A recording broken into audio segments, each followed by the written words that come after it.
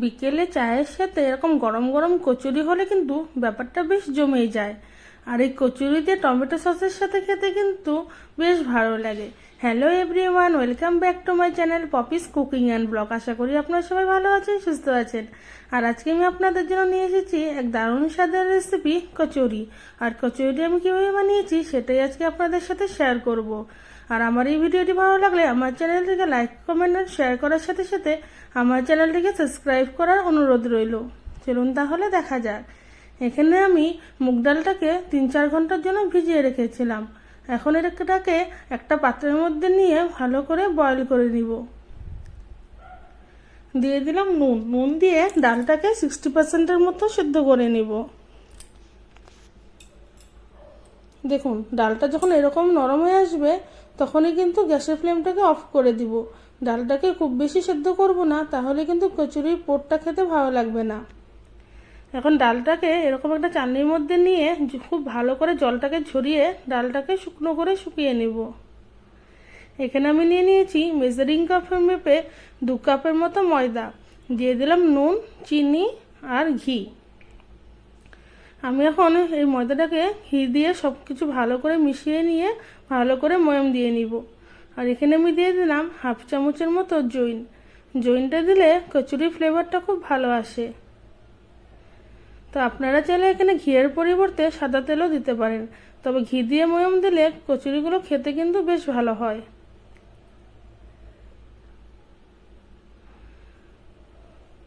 ময়দাটাকে খুব ভালোভাবে ময়াম দিয়ে নেব।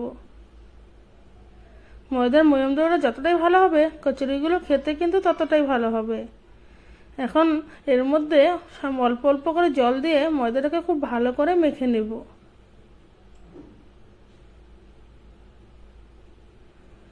দেখুন, অল্প অল্প করে জল দিয়ে ময়দাটাকে খুব ভালো করে মেখে নিচ্ছি। ময়দাটা আমার ভালোভাবে মাখা হয়ে গিয়েছে। এখন হাতের মধ্যে অল্প একটু তেল নিয়ে ভালোভাবে আবার ময়দাটাকে অল্পটা মেখে নিয়ে এটাকে আধ ঘন্টার জন্য রেস্টিং টাইমে রেখে দেব। এখানে একটা ফ্রাইং প্যানের মধ্যে তেল দিয়ে ওর মধ্যে দিয়ে দিলাম গোটা জিরে আর 1/2 চামচের মতো হিং। এখন এর মধ্যে দিয়ে দিব আদা কুচি আর লঙ্কা কুচি। আদাটাকে খুব মিহি করে কুচি করে নিয়েছি। এখন এর মধ্যে দিয়ে দিলাম একটা মশলার মধ্যে এখানে নিয়েছি 2 চামচ মতো মৌরি, 2 চামচ ধনে আর 8-10টা গোলমরিচ। এটাকে আমি পাটার মধ্যে নিয়ে একটু হালকাভাবে ক্রাশ করে নিয়েছি। মশলাটা যখন একটু হালকা ভাজা হয়ে আসবে তখন ওর মধ্যে দিয়ে দিলাম ওই সিদ্ধ করে রাখা ডাল। দিয়ে দিলাম নুন, হলুদ, লঙ্কার গুঁড়ো। এখন সমস্ত কিছু ভালোভাবে মিশিয়ে নিয়ে ডালটাকে খুব ভালো করে ভেজে নিব। গ্যাসের ফ্লেমটাকে এখানে এর সময় মিডিয়াম করে রাখবো। মিডিয়াম ফ্লেমে ডালটাকে খুব ভালো করে ভেজে নেব।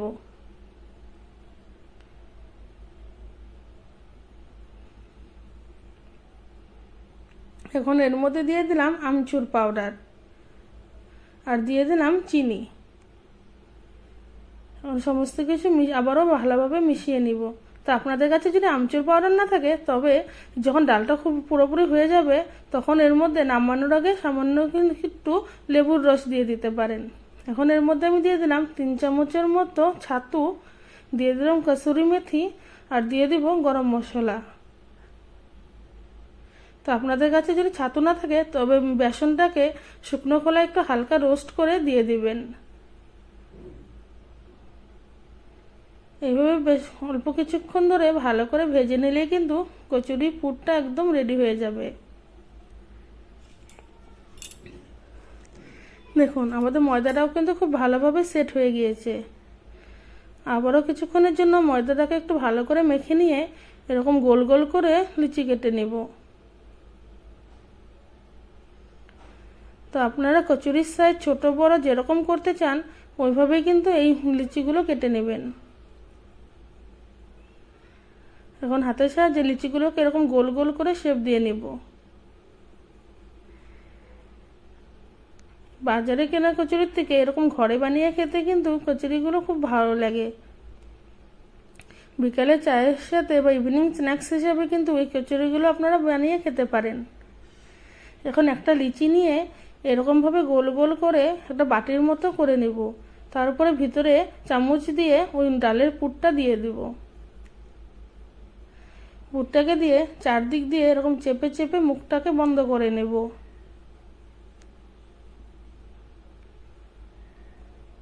ও ডাল পুরির ভিতরে যেরকম আমরা ডাল ভরি, সেম একই প্রসেসে কিন্তু এটাকেও করে নেব।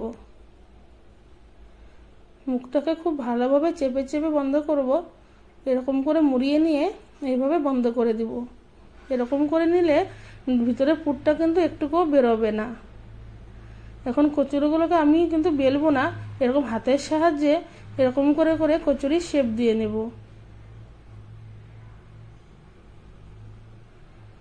এরকম হাতের সাহায্যে এরকম চেপে চেপে আমি কচুরিগুলোকে বানিয়ে নেব। আমি এক এক করে এইভাবে প্রত্যেকগুলো কচুরিকে সুন্দরভাবে বানিয়ে নেব।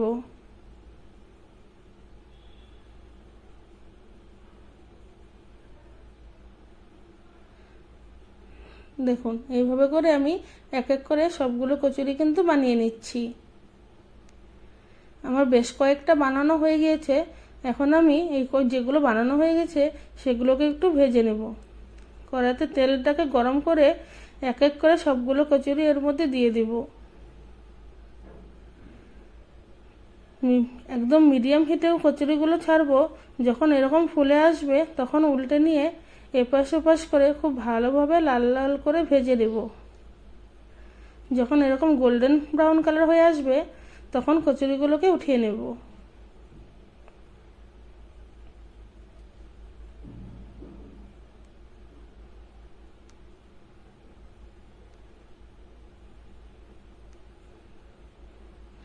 দেখুন কচুরিগুলো কিন্তু খুব সুন্দরভাবে হয়ে গেছে। ঠিক একই প্রসেসে আমি বাকি কচুরিগুলোও একভাবে ভেজে নেব।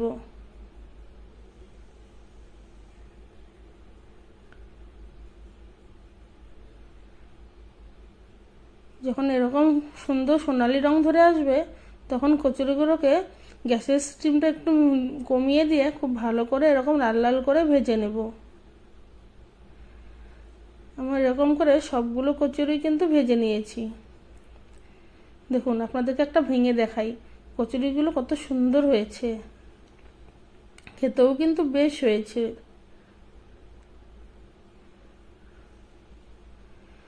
আমার এই রেসিপিটি ভালো লাগলে অবশ্যই কিন্তু একবার ঘরে বানিয়ে দেখবেন, আর বানানোর পর খেতে কেমন হয়েছে সেটাও কিন্তু অবশ্যই আমাকে কমেন্ট করে জানাবেন।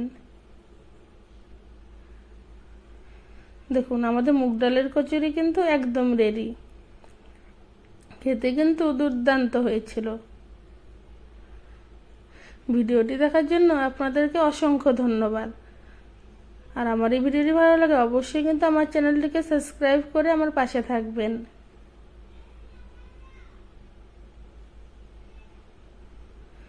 দেখুন পুরো মুগ ডালের পুর ভরা এরকম কচুরি খেতে কিন্তু ভীষণ ভালো লাগে।